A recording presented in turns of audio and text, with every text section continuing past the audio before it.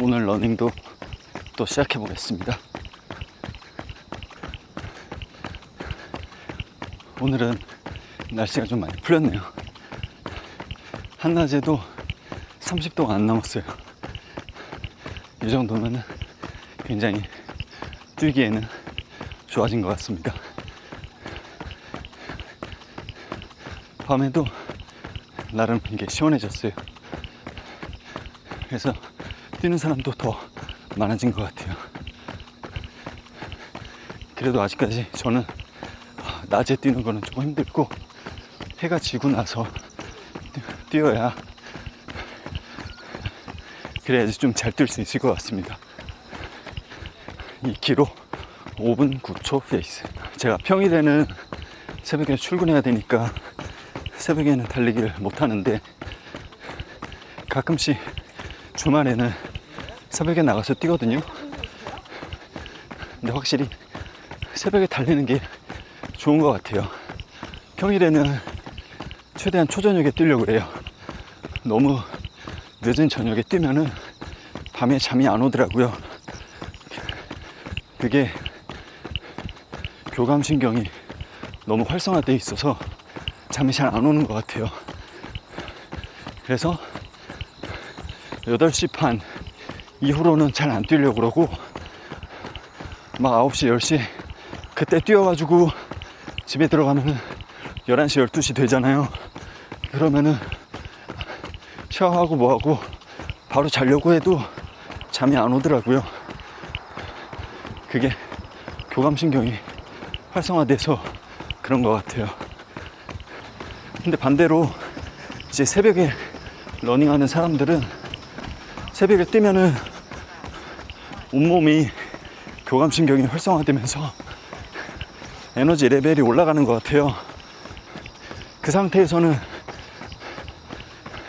아드레날린도 분배되고 그러면서 하루를 생활할 수 있는 활기가 도는 것 같아요.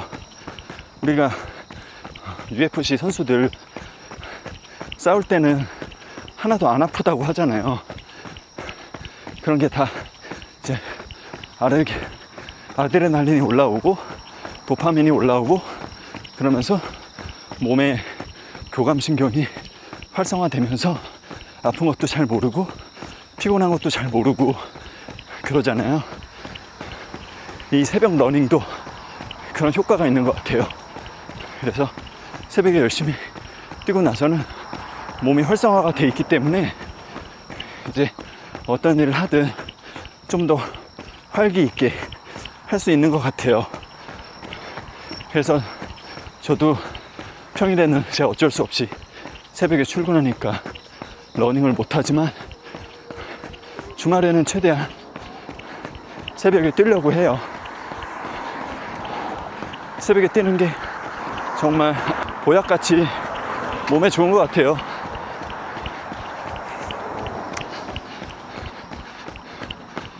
그리고 제가 찾아봤는데 러닝하고 나서 저녁에 이제 땀 많이 나고 그러니까 샤워하잖아요. 근데 찬물로, 아주 차가운 물로 샤워하시는 분들 있잖아요. 물론 몸에는 좋아요. 근데 수면의 입장에서는 그렇게 좋지는 않다고 하더라고요. 이게 몸의 온도랑도 관련이 있는데 몸의 온도가 좀 떨어져야 잠에 들 수 있는 거 아시죠? 근데 너무 찬물로 저녁에 샤워하면은 오히려 체온이 올라간대요. 그래가지고 잠을 잘 못 든다고 하더라고요. 그래서 저녁에 일단은 최대한 초저녁에 뛰시고 너무 차가운 물로 샤워하지는 않는 게 좋은 것 같아요. 물론 반대로 새벽 러닝은 다른 것 같아요. 새벽에는 뛰고 나서 찬물로 샤워하면 훨씬 더 좋은 것 같습니다. 그래서 샤워하고 얼마 안 있어서 주무실 거라면은 찬물로 샤워하는 거는 조금 자제해 주시고, 그 다음에 샤워하고 나서 뭐 활동할 게 많다 그러면은 찬물로 샤워하시는 게 오히려 몸을 활성화시키는 데는 더 좋을 것 같아요. 그래서 새벽에는 러닝하고 찬물 샤워 오케이, 저녁에는 찬물 샤워 자제하는 걸로. 이렇게 터널 보면 항상 생각나는 게, 마라톤 대회 나가면은 항상 이런 터널만 들어가면 사람들이 막 환호성을 지르잖아요. 저도 그러는데 저도 모르게 막 함성을 지르게 되는데, 그 사람들의 심리는 뭘까요? 약간 메아리 같은 게 더 잘 쳐가지고 그래서 소리를 질러주고 싶어지나? 아니면 동굴이 시원해서? 아니면은 사람들한테 어차피 터널에서는 목소리가 잘 들리니까 파이팅을 불어 넣어주고 싶어서? 뭐 여러 가지 의미가 있을 거라고 생각합니다. 여러분들 혹시 영양제 같은 거 드시나요? 저 같은 경우에는 영양제에 관심이 많아가지고요, 이것저것 먹는데요. 갑자기 영양제 얘기를 왜 하냐면, 제가 쌍절곤 하니까 아무래도 이소룡에 대해서 관심이 많을 수밖에 없잖아요. 근데 이제 이소룡의 사망 원인을 뭐 여러 가지로 추정하고 있긴 하지만, 그 중에 하나가 저나트륨 혈증이라는 것도 하나 있잖아요. 아마 들어보신 분도 계실 텐데, 이소룡의 명언이 여러 가지가 있지만 그 중에 Be water my friend 이라고 아시잖아요. 물이 되어라.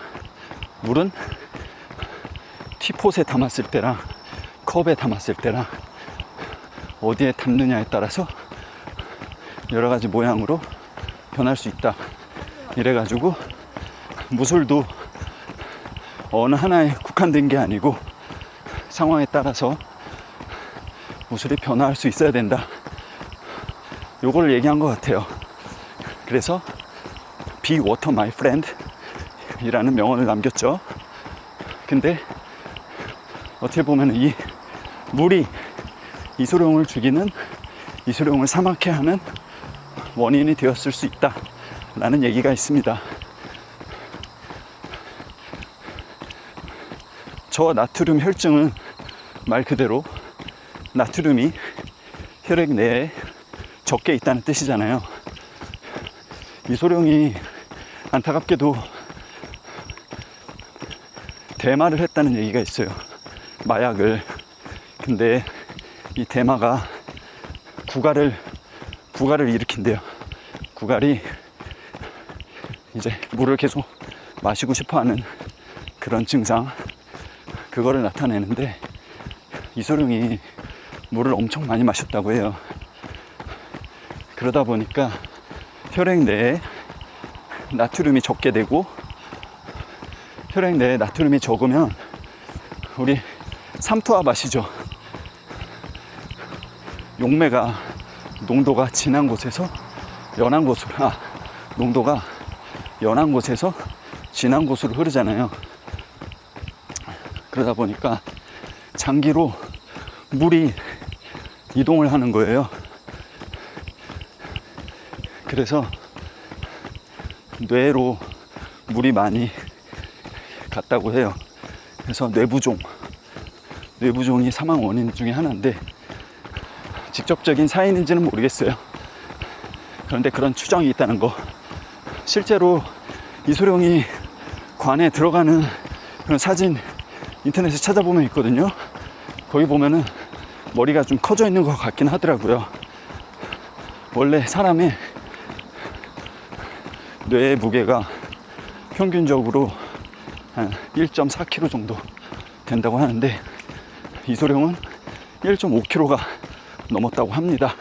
갑자기 영양제 얘기하다가 갑자기 이소룡 사인 얘기하고 그러는 이유가, 예전에는 조금 몸에 대해서 지금보다는 무지했잖아요.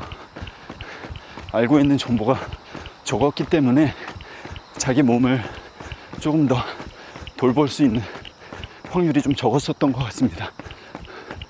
만약에 이소룡이 지금 시대에서 살고 있다면 아마도 이 저나트륨 혈증으로 인해서 사망하지는 않았을 거라고 생각해요. 물론 저나트륨 혈증으로 인한 그 뇌부종이 직접적인 이소룡의 사망 원인인지는 모릅니다. 근데 그 중에 하나일 거라고 사람들이 추측하는 거고요. 근데 지금 시대에는 뇌부종으로 죽는 사람들 거의 없잖아요. 지금은 아마도 병원 가면 저나트륨 혈증입니다 하면서 그에 맞는 치료를 해줄 거라고 생각합니다. 실제로 우리가 달리기 하면서 물만 마시지 않잖아요. 땀으로 인해서 나트륨이 빠져나가니까 당연하게 전해질 음료를 마시잖아요. 이소룡도 좀 더 그 시대에 지식이 있었다면 전해질 음료를 마시지 않았을까 생각합니다. 안타까운 일이죠. 그래서 제가 영양제 뭐 드시냐고 여쭤봤었던 게 이제 주변 사람들한테 물어보면은 영양제를 열심히 챙겨 먹는 사람이 있고, 아, 영양제 그거 왜 먹어? 그냥 음식으로 충당하면 되지. 이렇게 얘기하시는 분들 계세요. 그런데 음식으로 충당하면 되지 라고 얘기하시는 분들 중에 영양제에 대해서 제대로 알고 있는 사람은 거의 없는 것 같아요. 당연히 음식으로 다 충당할 수 있으면 영양제 먹을 필요 없죠. 근데 영양제는 왜 먹냐면 결핍이 있는 거를 채워주기 위해서 먹는 거거든요. 몸에 이미 음식으로 인해서 부족한 영양소가 없다고 하면은 저도 영양제 안 먹어도 된다고 생각해요. 근데 우리가 살다 보면은 음식으로 채워지지 않는 그런 영양소들이 있기 때문에, 그래서 영양제를 먹어야 된다는 거죠. 이제 한국 사람들한테 가장 부족한 영양소가 비타민 D라고 하잖아요. 현대인들이 햇빛을 쬐일 시간이 별로 없잖아요. 그래서 비타민 D가 결핍이잖아요.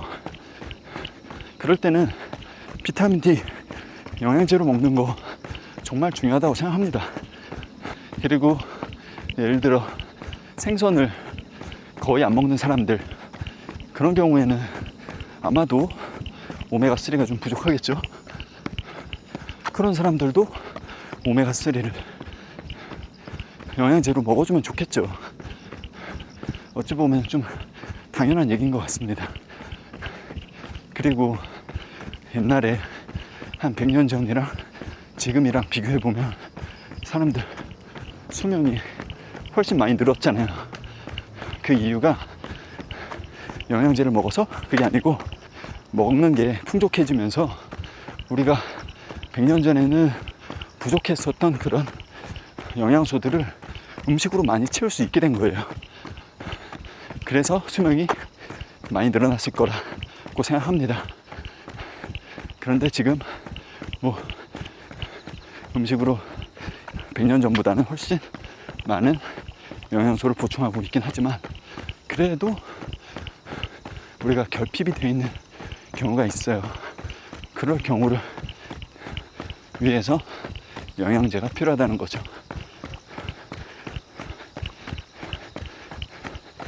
그래서 저는 사무직이고 평소에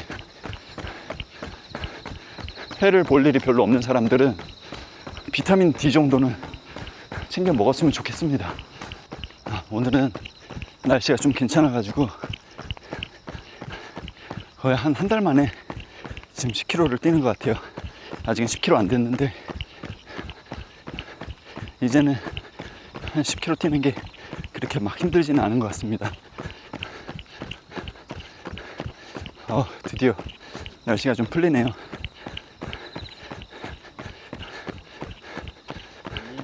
제가 10월 첫째 주에 안동 마라톤 풀코스를 신청을 해놨는데 이제부터 좀 열심히 훈련을 해야 될 것 같습니다.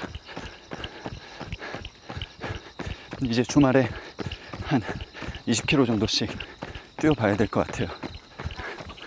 10km 됐네요.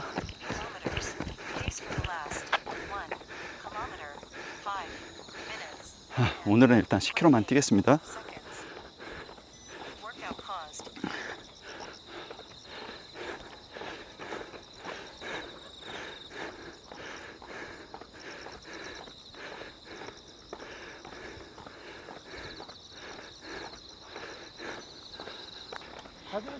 그래, 아까 전에 제가 이소룡 얘기를 조금 했었는데 사실 저도 엄밀히 따지면은 이소룡 세대는 아닙니다. 왜냐면은 이소룡이 돌아가시고 나서 제가 태어났으니까요. 저는 83년도에 태어났거든요. 이소룡은 아마도 78년도에 돌아가신 걸로 알고 있고요. 그래서 저는 사실 이소룡 영화를 어릴 때 보긴 했지만 이소룡 영화보다는 성룡이랑 이영걸이랑 견자단 영화를 훨씬 더 많이 봤습니다. 그러면서 자연스럽게 이 무술에 관심을 갖게 됐고요. 근데 이소룡 얘기를 하면서 저도 확실하지 않은 정보이기 때문에 이거를 말씀드리는 게 굉장히 조심스럽긴 한데요. 이제 이소룡이 사망했을 당시에도 이 사인에 대해서 여러 가지 얘기가 많이 있었던 걸로 알고 있어요. 이제 인터넷 같은 거 검색해 보시면 다 아시겠지만 이제 뭐 복상사나 독살 당했다는 얘기도 있고 여러 가지가 있지만 이제 그 중에 아까 말씀드린 저나트륨 혈증으로 인한 뇌부종, 이것도 하나의 사인 중에 하나잖아요. 그래서 제가 요거를 조금 말씀드려 본 거고요. 뭐 저도 모릅니다. 근데 만약에 그게 진짜 정말로 사망 원인이었다면 그러면은 아마 이소룡이 지금 현대 시대에 살고 있었으면 이런 뇌부종으로 인한 사망은 하지 않았을 거라고 저는 생각을 하고요. 그래서 이제 이소룡 얘기도 하고 영양제 얘기도 했었던 거는 우리가 지금 현대 시대에 살고 있잖아요. 그러다 보니까 이제 뭐 오래 살고 싶은 생각도 있고 건강하게 살고 싶은 생각도 있고 그러면은 자연스럽게 이 뭐 운동도 운동이지만 몸의 영양제나 음식 그런 거에 대해서 관심을 많이 가져야 된다고 생각해요. 저는 이제 영양제 안 먹는다고 하는 사람들한테는 조금 죄송한 얘기지만 너무 자기 몸에 관심이 없는 게 아닌가 이런 생각을 하기도 합니다. 물론 건강하면 그런 영양제나 그런 거를 잘 챙겨 먹어야겠다는 생각이 좀 안 들 수도 있어요. 네, 그런 얘기 있잖아요. 건강은 건강할 때 지키라고. 그래서 일단은 영양제에 대해서 관심을 많이 갖는 게 좋은 것 같고요. 그리고 음식은 좋은 거 찾아 먹으면서 이제 영양제는 안 먹으려고 하는 거는 조금 뭔가 앞뒤가 안 맞는 것 같아요. 일단은 우리가 좋은 영양을 음식으로 채울 수 있지만 제가 말씀드렸잖아요. 음식으로 채우지 못하는 결핍된 거는 영양제를 먹으면서 그러면서 이게 보충하는 게 좋다고. 그러니까 항상 이제 음식이랑 영양제랑 뭐 이런 영양에 대해서 관심을 갖고 살아가는 거는 자기 몸에 대한 최소한의 그런 예의라고 생각해요. 최소한의 그 책임감 그런 거라고 생각해요. 그래서 자기 몸에 관심을 갖는 사람들은 당연히 운동이랑 뭐 음식이랑 영양제랑 뭐 수면 뭐 그런 거에 당연히 관심이 생길 수밖에 없는 것 같습니다. 그래서 이제 영양제에 대해서 관심이 없었던 사람들이 계시다면은 혹시 이 영상을 보시는 분들 중에 영양제나 그런 거는 나는 영양제 안 먹어도 건강하고 음식으로 다 보충이 되는데 안 먹어도 된다 이렇게 그냥 얘기하시기보다는 혹시 내가 음식으로 보충하지 못하고 있는 그런 영양소가 뭐가 있지 않을까 생각해 보시면서 그에 맞는 영양제 같은 거를 자연스럽게 조금 이렇게 알아보시는 것도 좋을 것 같아요. 저는 뭐 브로콜리나 그런 것도 사실 좀 많이 먹고 있기 때문에 비타민 C도 그렇게 막 영양제로 꼭 먹을 필요는 없어요. 근데 제가 꼭 먹는 것 중 하나는 오메가3. 이거는 제가 평소에 뭐 생선이나 뭐 견과류도 그렇게 많이 먹는 것 같지 않고, 그래서 항상 이 오메가3는 제 몸에 부족할 거라고 생각합니다. 그래서 먹고 있고요. 그리고 프로바이오틱스도 먹고 있어요. 장내에 유익균이 엄청 이 몸에 중요하다는 것을 알게 돼 가지고 그래서 먹고 있는데요. 이제 오늘 얘기가 좀 길어졌으니까 이제 프로바이오틱스에 대해서는 다음에 조금 자세히 좀 말씀을 드려볼게요. 어쨌든 이제 장이랑 뇌랑 굉장히 긴밀하게 연결이 되어 있다고 합니다. 오늘은 여기서 마치겠습니다.